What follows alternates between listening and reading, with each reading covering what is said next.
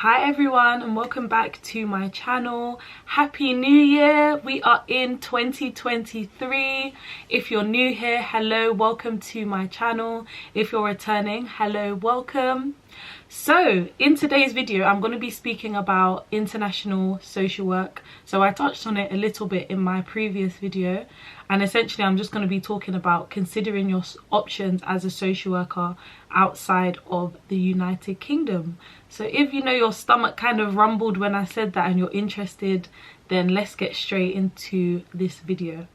Right, so for many of you, some of you are going to be, deciding whether you want to start social work. Some of you are considering your options. Some of you are still doing your research and exploring what the social work role entails.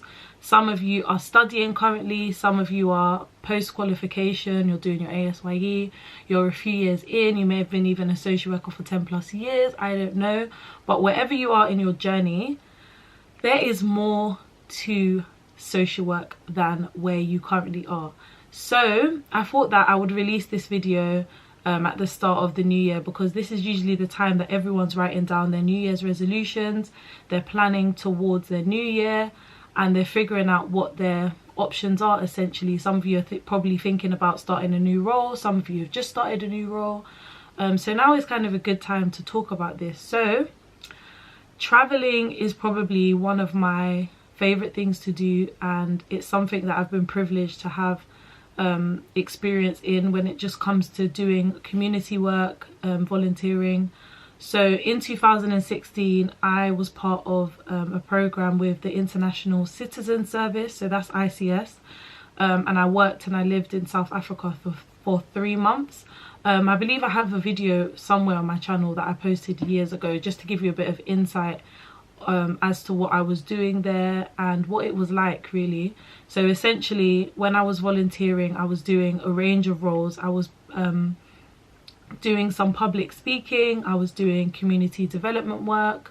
So as I lived in the village, I would meet the locals in the community, help them with painting, gardening, just so many things, where I really got some invaluable, yeah, that's a word, isn't it? Yeah, so invaluable experience, and that ultimately changed my life and changed my perspective on what I wanted to do in the future. Part of my role also entailed teaching in primary schools and secondary schools. So I taught English, maths, PHSE. I also did some lessons on sexual health and HIV and sanitation. I did so many things while I was there, but essentially that was the start of my journey, and that was the start of me realizing that I wanted to travel and I wanted to work and I wanted to take my qualification beyond just the United Kingdom. I mean, the UK is great. It's a great place to study. It's a great place to develop your skills, get experience, but there are so many other experiences that is just ready for us to take. The world is our oyster, and if you are young, I'm 28 now, but if you're like in your early 20s, I would say consider this now and utilize your youth and just do all that you can, especially before you have children, before you're married, before you're doing all of that stuff. Consider where you can get other experiences outside of just where you are. So let's speak a bit about where to start. Probably thinking, oh my gosh, that sounds amazing, that sounds like something I would want to do. Where do I start with this search?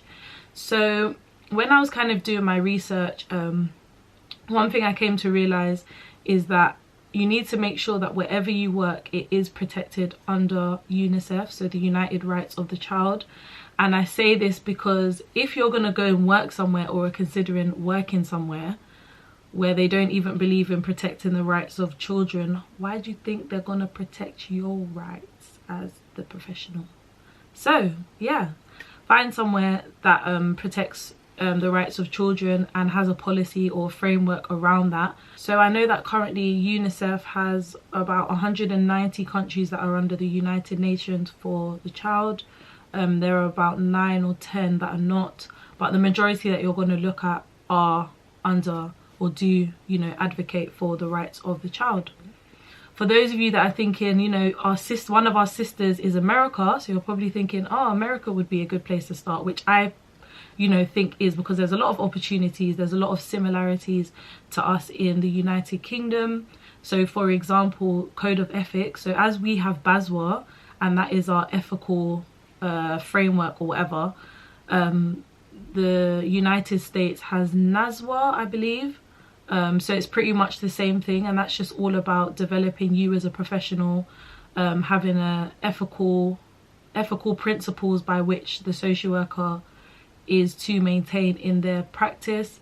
So America would be a good place to consider as well, just because of that framework. I haven't really seen any others in my time researching and looking around over the years, but I do know that definitely America has NASWA, and that mirrors our BASWA code of ethics, so that would be another one to consider. Okay, so when you're going to be at your point of wanting to search for social work international type roles, working abroad, volunteering abroad, gaining that experience, it's important to note that in most places there's not going to be like a social work specific role as there is in the UK, for example, where you can just type in like social work children and families or something like that, or social work adults, and things will come up along the lines of looked after children or disability, anything like that.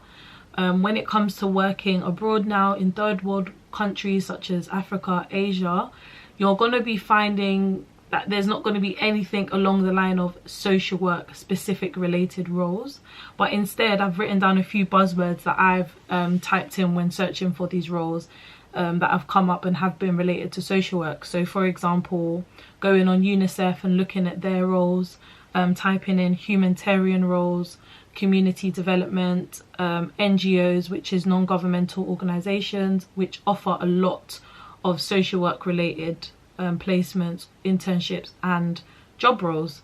Also a few buzzwords are within public health, community development I've also mentioned, and sometimes early years as well. So because I have a background in early years childhood studies, so that's what I did for my undergrad, sometimes when I type those things up they do show a few related things related to social work. So hopefully that helps you if you're wanting to look and give you a bit of an idea of what to search for. So if you've tried that, you may be trying it, you may not be seeing things that you're specifically looking for, I have 2 quick tips to help you on your search. So the first tip is networking. Networking is gonna take you everywhere in life, right? So meeting people, going to training events, you know, looking on Eventbrite, wherever it may be, social media. TikTok is like the plug at the moment, especially for me. Like I'm finding everything I need on there. And just networking with people, finding out more information, training as well. So I made a really good connection whilst at work and attending one training. So the training that I attended was PACE training, and that was done by an external trainer who actually has a few NGOs in South Africa and Nigeria specifically. So that was like a good connection that I made with that person. But literally just networking with people, asking questions, connecting with people on social media, and the world is your oyster, literally. And then the second tip, so these are a few places that I can recommend.